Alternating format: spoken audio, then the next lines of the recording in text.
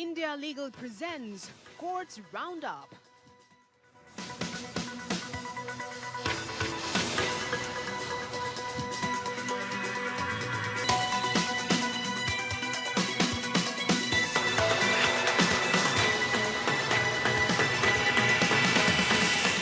Doctor ortho Ayurvedic oil and capsule, अब दर्द भी घुटने टेकेगा।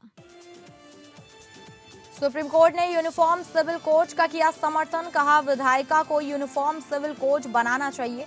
मुस्लिम पर्सनल लॉ में महिलाओं के अधिकार कम है, मामले में विधायी हस्तक्षेप की है जरूरत। पश्चिम बंगाल एसआईआर मामले पर सुनवाई के दौरान निर्वाचन आयोग को निर्देश जारी, मतदाता सूची संशोधन में पारदर्शिता सुनिश्चित करने का आदेश, कहा न्यायिक अधिकारियों पर सवाल उठाने की हिम्मत न करें। फैक्ट चेक यूनिट्स की संवैधानिक वैधता जांचने के लिए सुप्रीम कोर्ट ने मामले को 3 जजों की बेंच के पास भेजा। Bombay high court fact check unit प्रावधान को रद्द के फैसले को दी गई है चुनौती। पुणे क्रैश केस में नाबालिग आरोपी के पिता को सुप्रीम कोर्ट से मिली सशर्त जमानत। विशाल अग्रवाल को ब्लड सैंपल स्नैपिंग केस में बेल, कोर्ट ने कहा गवाहों से संपर्क न करें। ट्रायल कोर्ट को जल्द सुनवाई का निर्देश।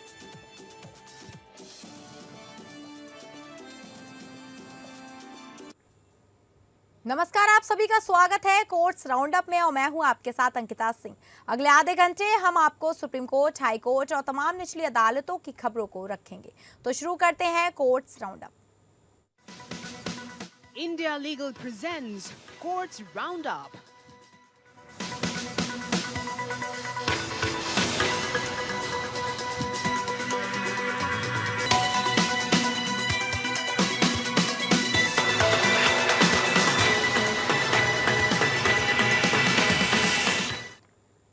सुप्रीम कोर्ट ने यूनिफॉर्म सिविल कोड के समर्थन में अपनी राय व्यक्त की है। यह मामला मुस्लिम पर्सनल लॉ शरीयत एप्लीकेशन एक्ट 1937 के प्रावधानों को चुनौती देने वाली एक याचिका पर सुनवाई के दौरान सामने आया। Chief justice Suryakant, justice Joymalya Bagchi और जस्टिस आर महादेवन की बेंच ने कहा कि व्यक्तिगत कानूनों के कारण उत्पन्न होने वाली जटिलताओं से बचने के लिए यूनिफॉर्म सिविल कोड की आवश्यकता है।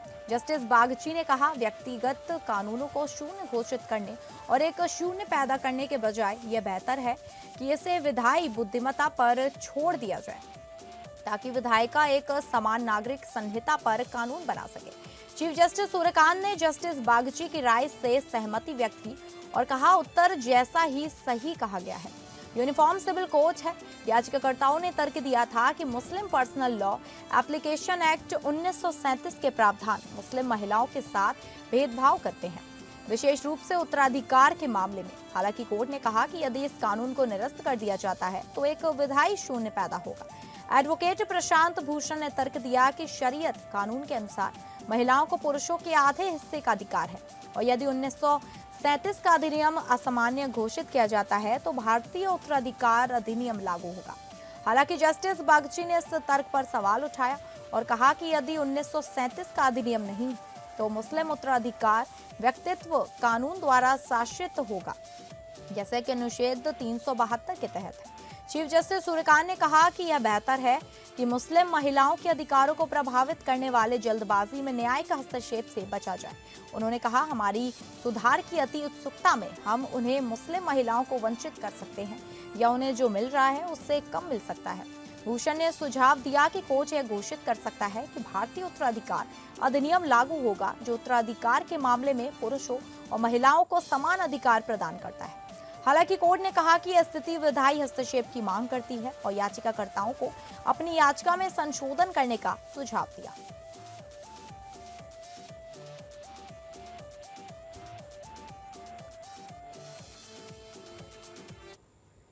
मोस्तारी बानू बनाम भारत निर्वाचन आयोग और ममता बनर्जी बनाम भारत निर्वाचन आयोग मामले में सुप्रीम कोर्ट ने निर्वाचन आयोग को निर्देश दिया है कि वह मतदाता सूची संशोधन प्रक्रिया में पारदर्शिता और निष्पक्षता सुनिश्चित करे। कोर्ट ने कहा कि मतदाताओं के अधिकारों की रक्षा करना आवश्यक है, खासकर जब वे मामूली त्रुटियों के कारण मताधिकार से वंचित हो सकते हैं। ममता बनर्जी बनाम निर्वाचन आयोग और अन्य के मामले में सुप्रीम कोर्ट ने निर्वाचन आयोग को नोटिस जारी किया है और मामले को आगे की सुनवाई के लिए सूचीबद्ध किया है। कोर्ट ने कहा कि मतदाता सूची की सटीकता महत्वपूर्ण है, लेकिन यह मतदाताओं के मताधिकार को वंचित करने की कीमत पर नहीं होनी चाहिए। सुप्रीम कोर्ट ने पश्चिम बंगाल में एसआईआर के लिए नियुक्त न्यायिक अधिकारियों के समक्ष दावों की लंबितता को लेकर दायर कुछ आवेदनों पर कड़ी आपत्ति जताई। सीजेआई सूर्यकांत और जस्टिस जॉय माल्या बागची की बेंच ने कहा कि कोर्ट न्यायिक अधिकारियों की निष्पक्षता पर सवाल उठाने की अनुमति नहीं देगा। उन्होंने कहा, आपका आवेदन समय से पहले और यह दर्शाता है कि आपको भरोसा नहीं है। आपने ऐसे आवेदन दायर करने की हिम्मत कैसे की? कोई भी न्यायिक अधिकारियों पर सवाल उठाने की हिम्मत ना करे। मैं भारत के प्रधान न्यायाधीश के रूप में इसे बर्दाश्त नहीं करूंगा। निर्वाचन आयोग ने 2026 के पश्चिम बंगाल विधानसभा चुनाव से पहले मतदाता सूची का विशेष तीव्र संशोधन एसआईआर शुरू किया था। पिटिशनर ने आरोप लगाया था कि इस प्रक्रिया के कारण बड़ी संख्या में मतदाताओं के नाम हटाए गए हैं या हटाए जाने का खतरा है और 1 करोड़ से अधिक मतदाताओं को सत्यापन के लिए नोटिस जारी किए गए थे। कोर्ट ने अंतरिम प्रतीकात्मक निर्देश जारी किए हैं, जिनमें शामिल है, जिसमें पहला है, अधिकारियों को स्थानीय स्तर पर विसंगति सूची प्रदर्शित करनी चाहिए। मतदाता सत्यापन सुनवाई में भाग लेने के लिए प्रतिनिधियों को अधिकृत कर सकते हैं। सत्यापन प्रक्रियाओं के पालन के लिए अतिरिक्त समय दिया जाएगा। निर्वाचन आयोग को विसंगतियों के लिए नोटिस जारी करते समय संवेदनशीलता से कार्य करने का निर्देश दिया गया। कोर्ट ने कहा कि निर्वाचन आयोग को मतदाता सत्यापन के दौरान पारदर्शिता, निष्पक्षता और पहुंच सुनिश्चित करनी चाहिए।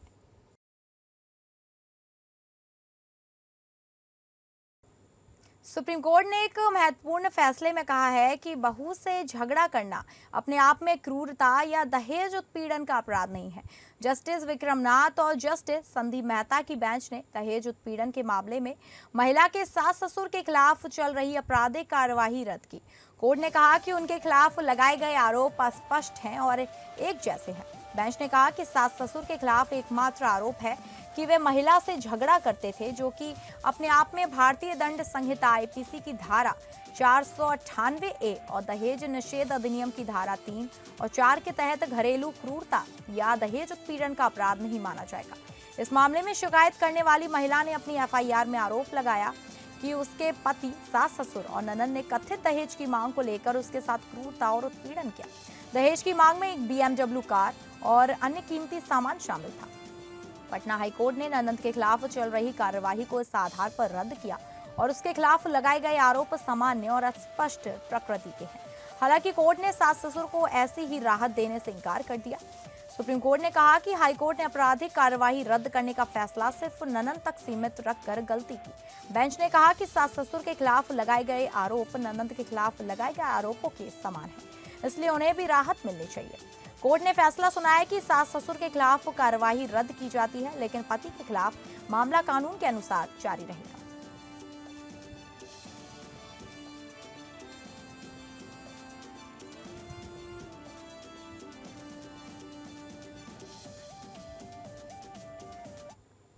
सुप्रीम कोर्ट ने कहा है कि सोशल मीडिया पर फेक न्यूज के खिलाफ फैक्ट चेक यूनिट्स की वैधता के मामले में महत्वपूर्ण सवाल है। चीफ जस्टिस सूर्यकांत और जस्टिस जॉय माल्या बागची की बेंच ने कहा कि ऑनलाइन प्लेटफॉर्म्स हानिकारक तरीके से काम करते हैं, इसलिए स्पष्ट गाइडलाइंस की जरूरत है। मामला 3 न्यायाधीशों की बेंच के पास भेजा गया है। सुप्रीम कोर्ट ने केंद्र सरकार की याचिका पर सुनवाई करने का फैसला किया है, जिसमें बॉम्बे हाई कोर्ट के फैसले को चुनौती दी गई है। हाई कोर्ट ने आईटी नियमों के उन प्रावधानों को रद्द कर दिया था जो केंद्र सरकार को फैक्ट चेक यूनिट स्थापित करने का अधिकार देते हैं।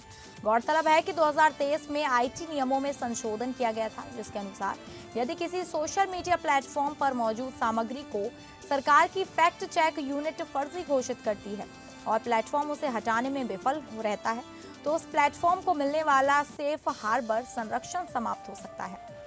सेफ हार्बर का मतलब है कि सोशल मीडिया प्लेटफॉर्म उपयोगकर्ता द्वारा पोस्ट किए गए कंटेंट के लिए सीधे जिम्मेदार नहीं होते। सुप्रीम कोर्ट में सुनवाई के दौरान प्रतिवादियों की ओर से पेश वरिष्ठ अधिवक्ता अरविंद दातार ने कहा कि केंद्र सरकार की याचिका देर से दाखिल की गई है, क्योंकि हाईकोर्ट का फैसला सितंबर 2024 में आया था। उन्होंने ये भी कहा कि सरकार द्वारा हाल ही में जारी 2025 के नए आईटी नियमों के बाद फैक्ट चेक यूनिट का प्रावधान लगभग अप्रासंगिक हो गया है। हालांकि चीफ जस्टिस सूर्यकांत ने देरी के आधार पर आपत्ति स्वीकार नहीं की और कहा कि अदालत इस मामले को मूल मुद्दों के आधार पर परखेगी। उन्होंने ये भी कहा कि सोशल मीडिया पर कड़ी और स्पष्ट नियमों की जरूरत है, क्योंकि फर्जी खबरें संसाधनों के प्रतिष्ठा को नुकसान पहुंचा सकती है। बॉम्बे हाईकोर्ट ने जनवरी 2024 में इस मामले में विभाजित फैसला दिया था, जिसमें न्यायमूर्ति गौतम पटेल ने नियमों को असंवैधानिक बताया, जबकि न्यायमूर्ति नीला गोखले ने कुछ सीमित व्याख्या के साथ इन्हें वैध माना। इसके बाद मामला न्यायमूर्ति एएस चंद्रूकर को भेजा गया, जिन्होंने न्यायमूर्ति पटेल की राय से सहमति जताते हुए कहा कि यह संशोधन संविधान के अनुच्छेद 14, 19 और 21 का उल्लंघन करते हैं और अनुपातिकता के परीक्षण पर खरे नहीं उतरते।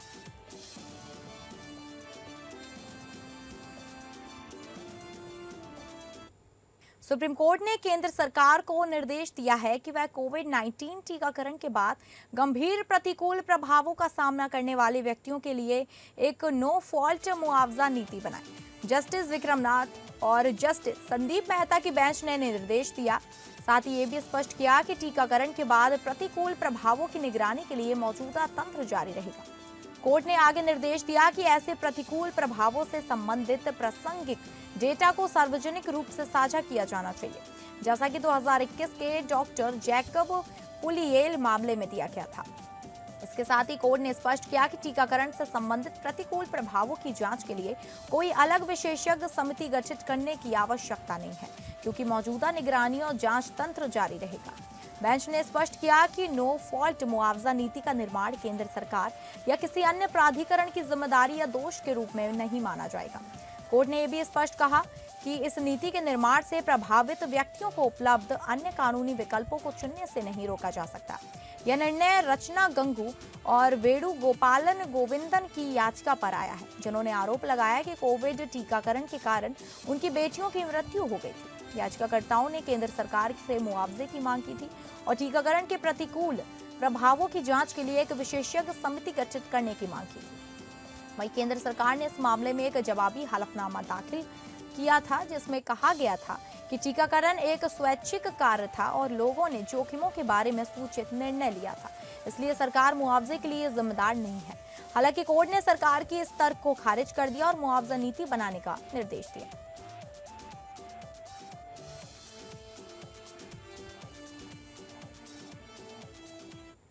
पुणे पोर्शे क्रैश मामले में नाबालिग आरोपी के पिता को सुप्रीम कोर्ट से जमानत मिली है। सुप्रीम कोर्ट ने ब्लड सैंपल स्वैपिंग केस में नाबालिग आरोपी के पिता विशाल अग्रवाल को जमानत दे दी है। जस्टिस बीवी नागरत्ना की बेंच ने कहा कि रिकॉर्ड में मौजूद सामग्री और इस तथ्य को देखते हुए ऐसे ही मामलों में अदालत पहले ही राहत दे चुकी है। याचिकाकर्ता को जमानत दी जाती है। कोर्ट ने जमानत देते हुए कई शर्तें भी लगाई हैं। आरोपी किसी भी गवाह से सीधे या परोक्ष रूप से संपर्क नहीं करेगा और अगर जमानत की शर्तों का उल्लंघन होता है तो राज्य सरकार जमानत रद्द करने की मांग कर सकती है। इसके अलावा कोर्ट ने संबंधित ट्रायल कोर्ट को मामले की सुनवाई जल्द पूरी करने का भी निर्देश दिया है। गौरतलब है कि 19 मई 2024 को पुणे में एक दुर्घटना में पोर्श कार चलाने की कथित रूप से नाबालिग आरोपी के पिता विशाल अग्रवाल को जमानत मिली है, जिसमें 2 लोगों की मौत हो गई थी।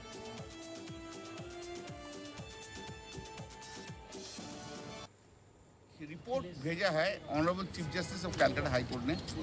उस रिपोर्ट का अंदर उन्होंने बोला कितना जजेस हैव बीन अपॉइंटेड, 500 जजेस of the West Bengal and 200 जजेस from the 2 states and also 10 lakh cases have been disposed of. 10,16,000 cases वो डिस्पोज हो गया, उनको दिया। नंबर 3, उस रिपोर्ट में थोड़ा इलेक्शन कमीशन का एजेंट्स में कुछ कमेंट्स है, वो हम लोग को नहीं दिखा है। वो इलेक्शन कमीशन का लॉयर को दिखाया। इलेक्शन कमीशन लॉयर के दिखाने के बाद उन्होंने बोला पहले जो इलेक्शन कमीशन ऑफ इंडिया उन्होंने एडजुडिकेशन प्रोसीडिंग में कुछ इंटरफेयर नहीं करना और कोई ऑर्डर नहीं देंगे।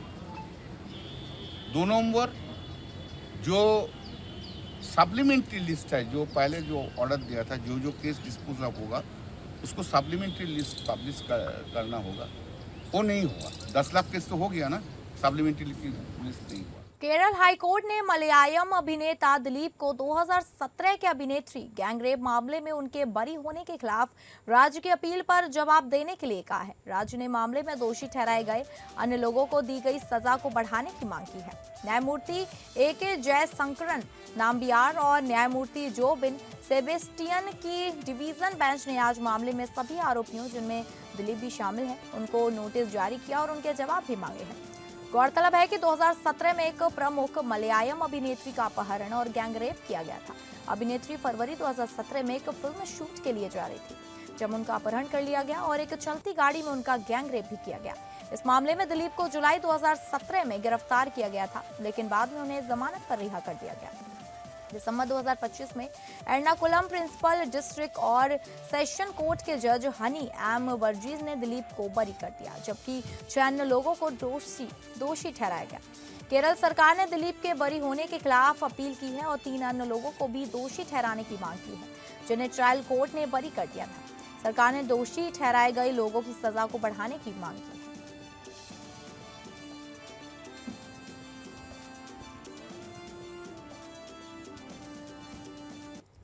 इलाहाबाद हाईकोर्ट ने एक महत्वपूर्ण फैसले में कहा है कि सांप के काटने से हुई मृत्यु के मामले में राज्य आपदा राहत कोष से मिलने वाला अनुग्रह मुआवजा केवल तकनीकी कारणों से नहीं रोका जा सकता। जस्टिस अजीत कुमार और जस्टिस स्वरूपमा चतुर्वेदी की खंडपीठ ने यह फैसला देते हुए कहा कि राज्य सरकार की 2 अगस्त 2018 की अधिसूचना स्पष्ट रूप से सांप के काटने से हुई मौत को उन परिस्थितियों में शामिल करती है जिनमें मृतक के आश्रितों को अनुग्रह राशि देने का प्रावधान है। कोर्ट ने कहा कि यह अधिसूचना राज्य स्तर की नीति है, जिसका उद्देश्य ऐसी स्थानीय आपदाओं या दुर्घटनाओं के मामलों में पीड़ित परिवारों को सहायता देना है जो अन्य योजनाओं में शामिल नहीं है।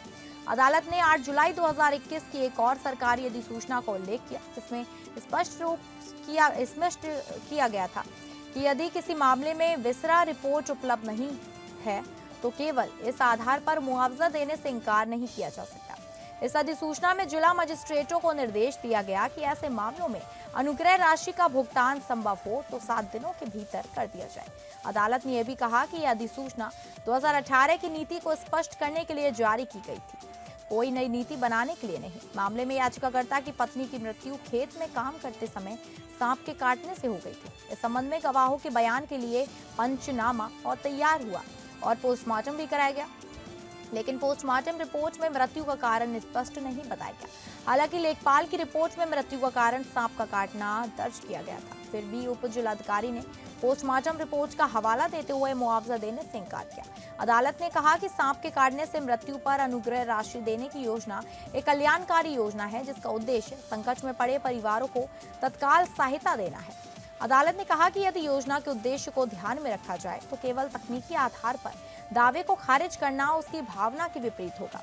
कोर्ट ने पाया कि गवाहों के बयान और घटनाक्रम में कोई विरोधाभास नहीं है तथा घटना की सूचना तुरंत लेखपाल को दे दी गई थी। इसलिए केवल निष्कर्षहीन पोस्टमार्टम रिपोर्ट के आधार पर मुआवजा रोकना उचित नहीं है। अदालत ने जिला मजिस्ट्रेट जालौन को निर्देश दिया कि याचिकाकर्ता को नियम अनुसार अनुग्रह राशि का भुगतान किया जाए।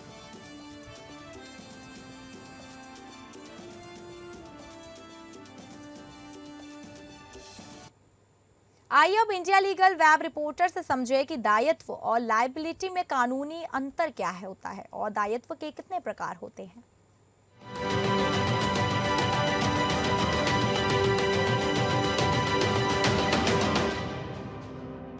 आइए जानते हैं लायबिलिटी और नेग्लिजेंस के बारे में। नेग्लिजेंस का मतलब है रीजनेबल केयर ना लेना। बीएनएस के अंतर्गत अगर नेग्लिजेंस की वजह से डेथ हो जाती है तो पनिशेबल है अंडर सेक्शन 106 में, और रैश या नेग्लिजेंट एक्ट जो ह्यूमन लाइफ को इंडेंजर करता है वो कवर्ड है बीएनएस के सेक्शन 125 में। लायबिलिटी का मतलब है लीगल रिस्पॉन्सिबिलिटी जो तब अराइज होती है जब नेग्लिजेंस से डैमेज या हार्म प्रूफ हो जाता है। मतलब जब नेग्लिजेंस एस्टैब्लिश हो जाए तो लॉ उस पर्सन को पनिशमेंट या कंपनसेशन देने के लिए रिस्पॉन्सिबल बनाता है। अब बात करते हैं टाइप्स ऑफ लायबिलिटी के बारे में। सिविल लायबिलिटी जब कोर्ट कंपनसेशन देने को बोलता है। क्रिमिनल लायबिलिटी जब एक्ट क्राइम हो और पनिशमेंट मिले। स्ट्रिक्ट लायबिलिटी जब बिना फॉल्ट के भी रिस्पॉन्सिबिलिटी फिक्स हो जाती है। एब्सोल्यूट लायबिलिटी, डेंजरस एक्टिविटी से नुकसान हो तो बिना किसी डिफेंस को पूरी लायबिलिटी फिक्स हो जाती है। वाइकेरियस लायबिलिटी, जब एक पर्सन दूसरे के एक्ट के लिए लायबल होता है। हाल ही में सुप्रीम कोर्ट की recent judgement ICICI Lombard general insurance company limited versus K Sundar में कोर्ट ने हेल्ड किया कि कॉन्ट्रीब्यूटरी नेग्लिजेंस बिना एविडेंस के अज्यूम नहीं की जा सकती, इसलिए नेग्लिजेंस प्रूफ करना जरूरी है। नेग्लिजेंस केयरलेस एक्ट है और लायबिलिटी उस एक्ट का legal consequence. Do follow for more legal updates.